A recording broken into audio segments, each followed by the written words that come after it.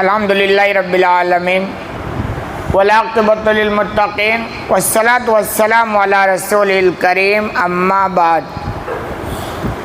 باتیں سابقہ اقوام کے تعلق سے چل رہی ہیں۔ حدیث نمبر ہے 3488۔ سعید بن مسیب بیان کرتے ہیں قدمہ معاویہ بن ابی سفیان المدینۃ آخر قدمۃ قدمہ فخطبنا، کہ معاویہ بن سفیان اپنے آخری سفر میں مدینہ آئے اور ہم کو خطاب کیا۔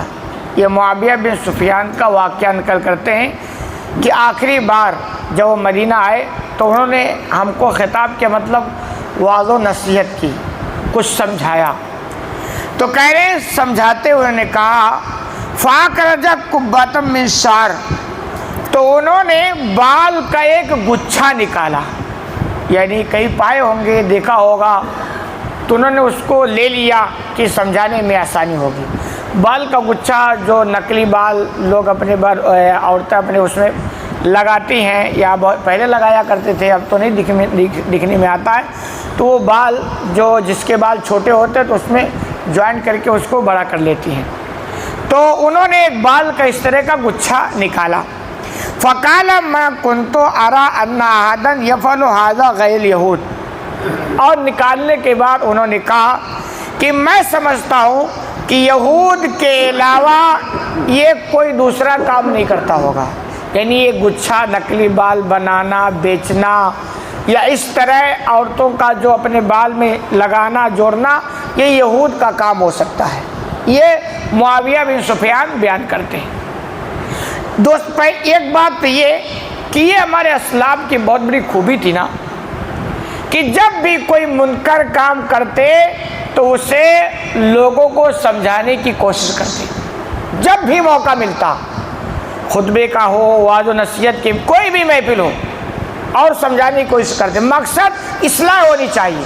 تو یہ کام انہوں نے کیا، اور ساتھ میں کہا یہ یہود کے علاوہ کوئی کام یہ نہیں کر سکتا۔ کیوں؟ کیونکہ یہود یہ ایک دھوکے باز قوم ہے، فرادی قوم، دھوکے باز قوم ہے، ان کی فطرت میں دھوکہ بازی ہے۔ یہ سارا کام جو بھی کام کریں گے نا، آپ اینڈ میں دیکھو نتیجہ دھوکہ ہی نکلے گا۔ اسلام کیا ہے؟ دھوکے کے خلاف ہے۔ اسلام میں اس کی اجازت نہیں ہے کہ کوئی عورت اپنا بال میں دوسرے کا بال لگا کر، نقلی بال لگا کر بڑا کرے، کیونکہ ایک دھوکہ ہے۔ اور یہ اسی طرح یہ معاملہ ہو، یا اسی طرح جو بال کلر کرانے کا معاملہ ہو کہ بھائی بال سفید ہو گئے تو اس کو کلر، سارے کلر کی تقریباً اجازت ہے، کالے کلر کی اجازت نہیں ہے۔ کیوں؟ یہ دھوکہ ہے۔ اسلام میں دھوکے کی گنجائش نہیں۔ تو آپ صلی اللہ علیہ وسلم نے ایک دوسرے میں کام رکھا، من غش فلیس منا، جو دھوکہ دے وہ ہم میں نہیں ہے۔ تو دھوکہ تو ہر اعتبار سے ہماری زندگی کے اندر نہیں ہونا چاہیے، ہر اعتبار سے ہم مومن ہوں، شکل و صورت کے بھی اعتبار سے ہو، زینت اختیار کرنا ہو تو اس کے بھی اعتبار، ہر اعتبار سے ہم مسلمان۔ ایسا نہیں کہ نماز پڑھتے وقت مسلمان ہیں، جب خوبصورتی کی بات آئے گی تو ہم پتہ نہیں کیا ہو جائیں گے۔ تو یہ دھوکہ ہے، اور اہل یہودیوں کی یہ صفت ہے، اور اسلام آپ یہ بھی سمجھے یہودیوں کے اینٹی خلاف ہے۔ کیوں؟ شیطان کے زیادہ حربے جو استعمال ہوتے ہیں وہ یہودیوں پر استعمال ہوتا ہے، اور شیطان اسلام کے خلاف ہے اور اسلام شیطان کے خلاف ہے۔ تو یہودی یہ شیطان کے زیادہ چیلے بنتے ہیں، تو اس لیے آپ دیکھیں گے بہت ساری ایسی چیزیں یہ ہمیں نہیں کرنا۔ کیونکہ یہ کام یہودی کرتے ہیں، اس لیے ہمیں ان کے اگین کرنا ہے۔ کیوں؟ کہ جب ان کو ہم سے اتنی الرجی ہے تو ہم کو ان سے الرجی کیوں نہیں رہی؟ یہ اسلام کے زبردست خلاف ہے۔ تو اسی لیے انہوں نے کہا یہ یہود کرتے ہوں گے، کیونکہ اس میں ایک دھوکہ ہے، اور دھوکے کا کام انہی کی زندگی میں پایا جاتا ہے۔ مسلمان تو یہ کام نہیں کر سکتا۔ وَإِنَّ النَّبِيَّ صلی اللہ علیہ وسلم سَمَّاهُ الزُّورَ، اور نبی کریم صلی اللہ علیہ وسلم نے اس کا نام زور رکھا ہے، یعنی یہ جو نقلی بال عورتیں اپنے بالوں میں جوڑتی ہیں نا، اس کو زور کے معنی ہوتا ہے دھوکہ، فریب۔ چونکہ اس طرح عورتیں نقلی بال لگا کر لوگوں کو دھوکہ دینی چاہتی ہیں، اس لیے اس کا نام آپ نے زور ہی رکھ دیا، یعنی دھوکے کا کام ہے۔ تو خوب اچھی طرح سمجھ لیں، کوئی بھی ایسا کام آپ کریں جس میں دھوکہ ہے، اسلام اس کی اجازت آپ کو نہیں دیتا ہے اور اس پر پابندی لگاتا ہے۔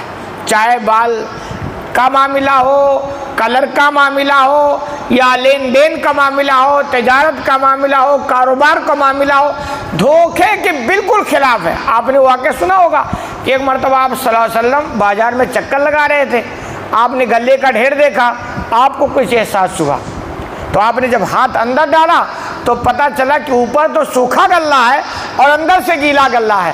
آپ نے کہا اس کی اجازت اسلام میں نہیں ہے۔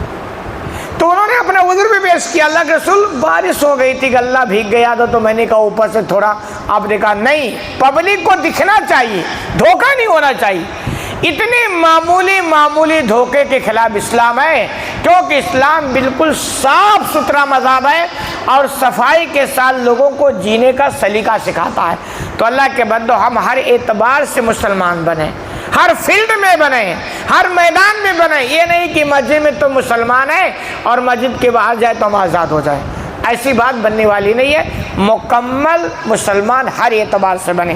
اللہ رب العالمین سے دعا ہے کہ الہ العالمین تمہیں کہنے سنے زیادہ عمل کرنے کی توفیق عطا فرمائے۔